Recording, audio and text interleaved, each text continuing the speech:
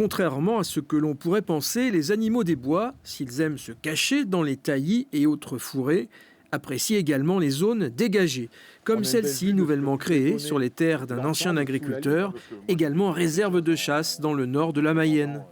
L'intérêt pour le gibier et surtout le petit gibier, c'est qu'on était dans une plantation où vraiment tout était fermé. En général, le gibier est en bordure. Évidemment, il se cache dans les plantations, mais il a besoin, déjà pour se nourrir, il est obligé de sortir, il a besoin de soleil, même comme les humains, quoi. On ne peut pas vivre toujours dans le noir. Mais la nouveauté, c'est que si on lève les yeux, on s'aperçoit que cette bande de terre se situe sous une ligne à haute tension de 20 000 volts. En Mayenne, en tout cas, c'est à peu près 2000 km de réseaux qui sont élagués chaque année. Donc on s'y tient. L'opérateur Enedis s'est en effet associé à la Fédération des chasseurs de la Mayenne pour aménager cette parcelle. C'est une nouveauté en France.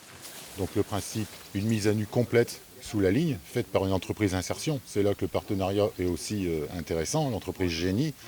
Et donc mise à nu complète et revégétalisation avec une jachère fleurie, replantation d'arbustes qui n'ont pas monté trop haut. Car l'élagage obligatoire et régulier sous les lignes a un coût.